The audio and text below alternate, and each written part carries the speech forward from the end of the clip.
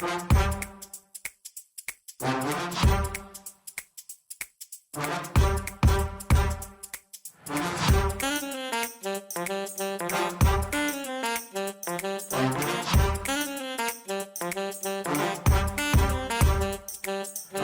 I'm Mike Maloney, and welcome to another CSRM podcast.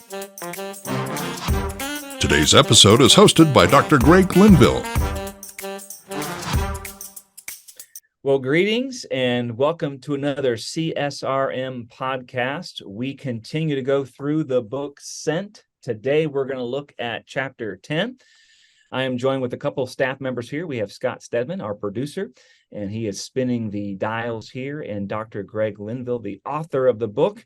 Greg, for the sake of time, I'm going to jump right in chapter 10.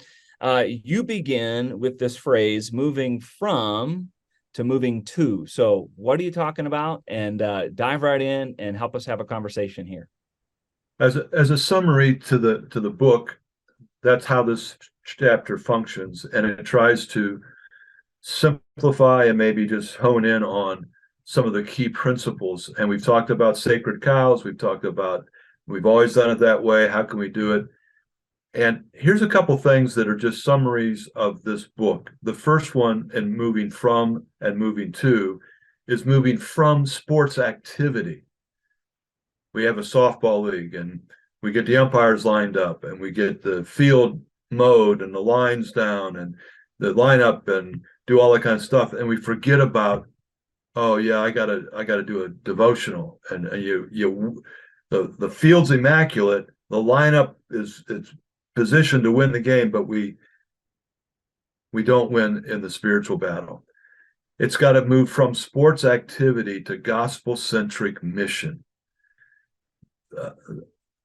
So I'm going to read this because I think it's just right out of the book on page 142. Unless there is a no compromise, ruthless dismantling of any sports, rec, and fitness activity that are not rooted in mission, there will be little, if any, progress in mobilizing and enabling the overall ministry to effectively fulfill the Great Commission. If you're not intentional on evangelism, it's going to be accidental at best. That last phrase is what I just said. So we've got to be committed to it. It's as it said, it's got to be ruthless, accepting no substitutes. We've got to move from activity to gospel-centric missions. Let me put this in.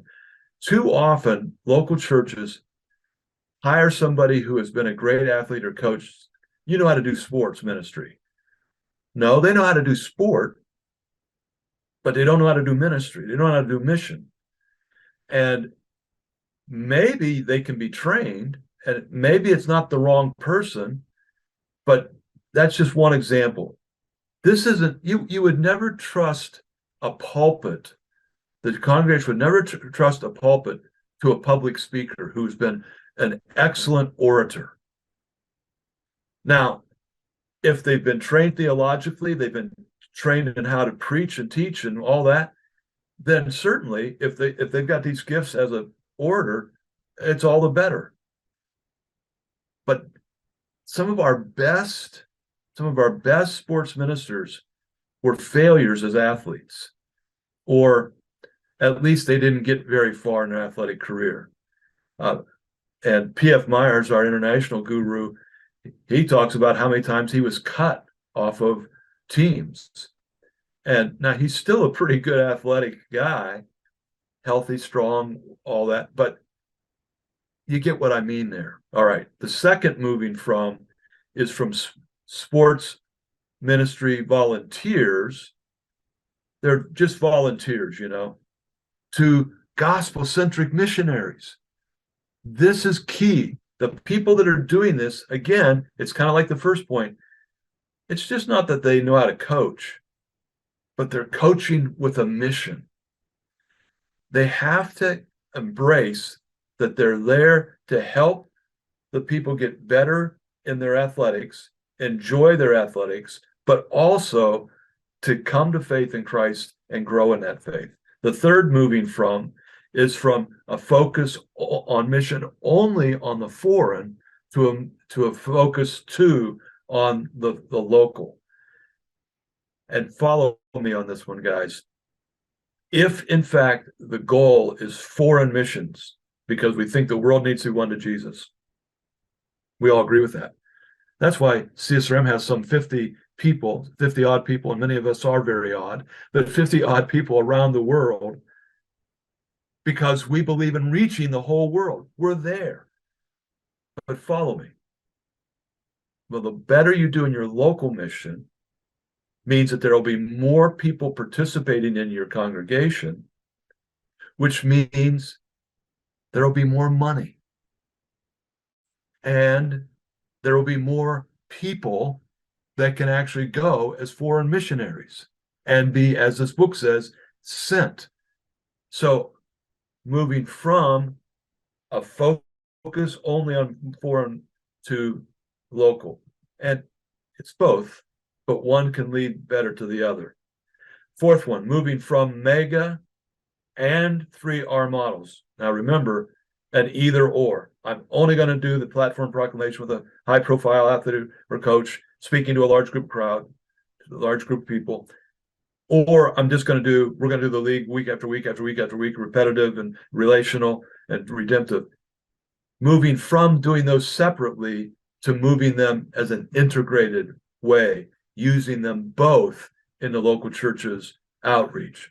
The fifth moving from is from proclamational preaching to incarnational proclamations, meaning that we move from only proclaiming the gospel with our lips to taking what we talked about earlier in earlier episodes, that we proclaim the gospel by our lives, by how our leagues run, by how the facilities are updated and upkept, and the upkeep of them, that how we actually treat people, and it's organized, it's on time, it's considerate, sensitive. We do all that as a proclamation, and then we affirm our proclamation with our words. And that's what we call incarnational, in the flesh, that we're proclaiming it in the flesh, how we live, how we operate, and then we proclaim it also with our lips. We affirm it with our lips. So we move from just having somebody get up and give a platform proclamation to it being an entire encompassing wave forward. The next one is moving from membership funded to mission funded. So this can confuse people a little bit, but that the membership funded to mission funded, membership in the league, membership in the fitness class, that their fees pay for this. Now, we're not saying you shouldn't charge fees, but we're saying that the basics of this needs to be funded out of the mission budget of a local church. This is local mission, funded out of a mission budget. Then all the fees that people pay can add to it. And the last one then is moving from ministry silos to ministry integration. How can we not just have an outreach over here with sports, rec, and fitness, and then have all the other stuff that goes on in the church? And here's some examples, and there's a list of it in a book on page 144. How about children's pastors that deliver the weekly devotions to the youth sports teams? How about youth pastors who become coaches in the youth league? How about women ministry leaders attending and maybe even leading fitness classes? How about men's ministry leaders coaching or at least playing in the softball league that the church has? How about family ministry leaders directing the co-gender volleyball leagues? How about singles pastors organizing ultimate frisbee pickup games prior to a Lord's Day evening session around a Bible study? How about sports ministers leading a Lord's Day morning Bible study? Or horrors, have them preach occasionally from the pulpit.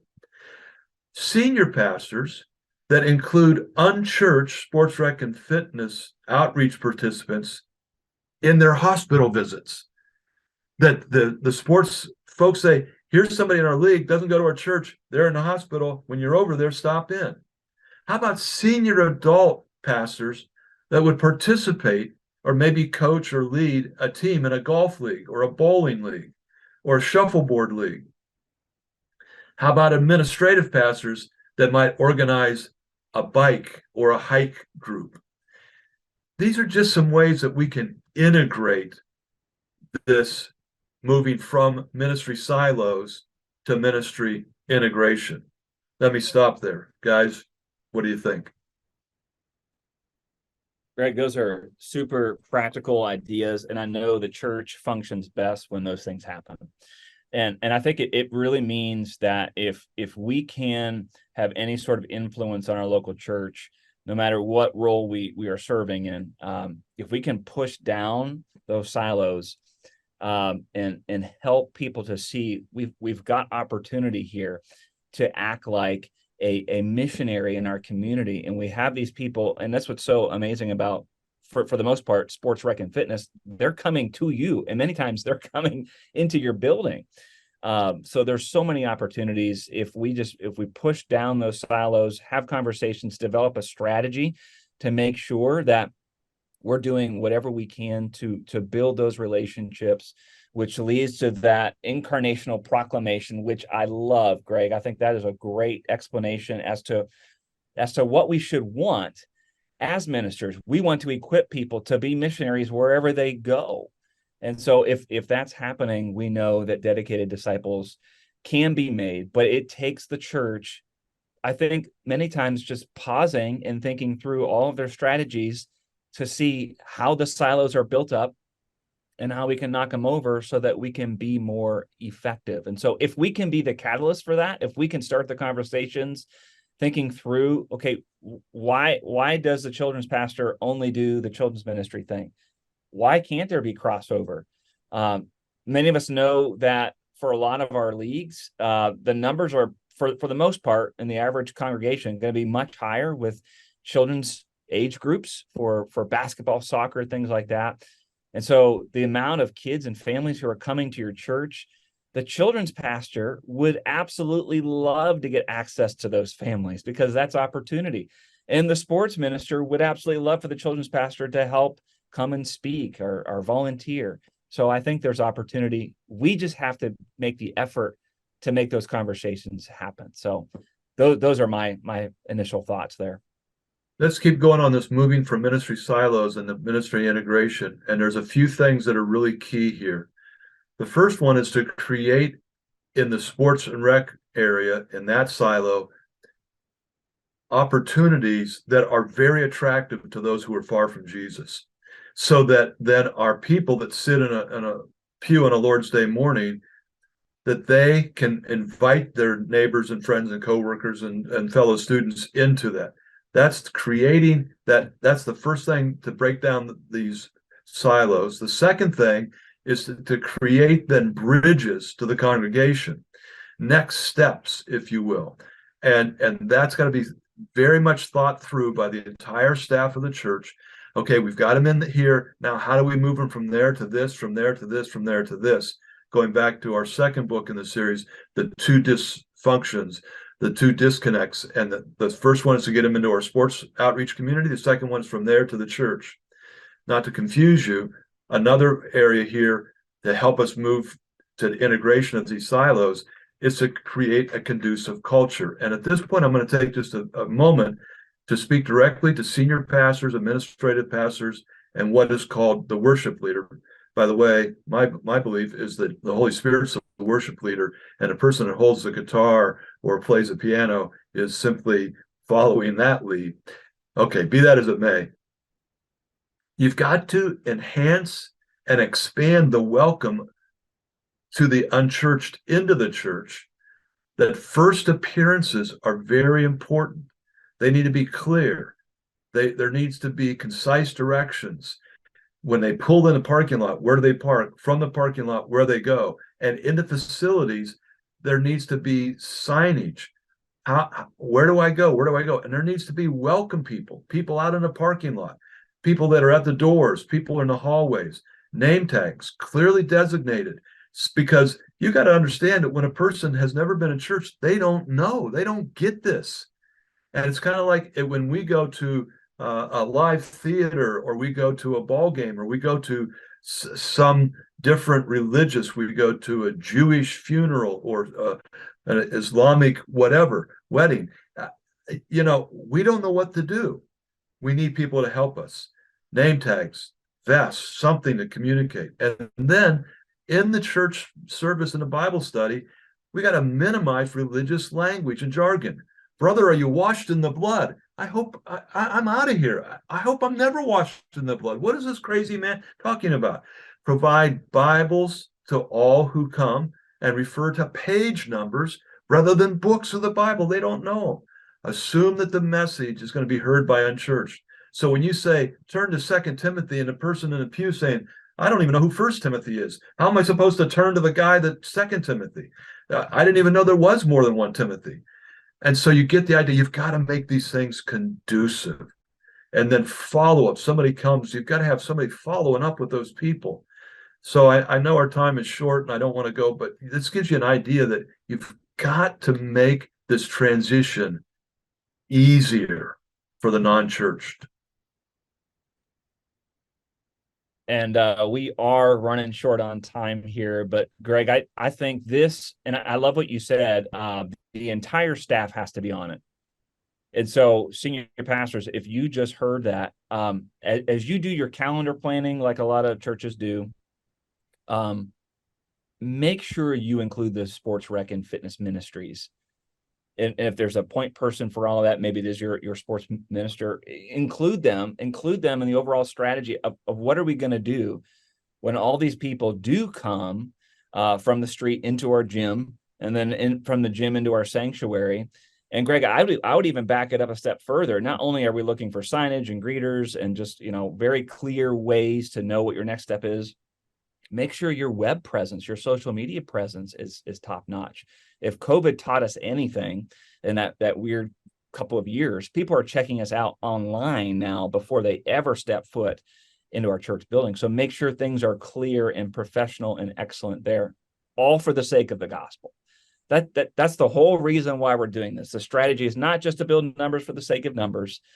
The strategy is because we are sent as missionaries. So that's all the time that we have here for this podcast recording. We encourage you, buy a copy of the book Sent. Senior pastors, we just spent the last couple minutes focused on you. This might be a great gift for you to buy for somebody who's leading your sports rec or fitness ministry.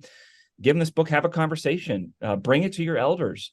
Ask the question, what can we do to tear down those silos? What can we do to make things clearer so that we can create those easy pathways so that people can get connected to our church and ultimately to Christ himself. So we're out of time here today. We sure hope you'll join us next time for the next podcast episode.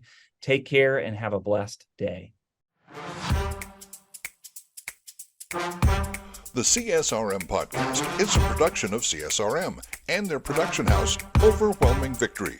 Dr. Greg Linville is the executive producer, and Scott Stedman is the associate producer and editor. To learn more about CSRM, visit csrm.org. For more information about Overwhelming Victory, visit overwhelmingvictory.org. The CSRM podcast is the flagship member of the podcast network Overwhelming Victory Radio. For more information on Overwhelming Victory Radio, or to listen to our partner podcasts, visit overwhelmingvictory.org/OV Radio. For CSRM Podcasts, I'm Mike Maloney. Have a blessed day.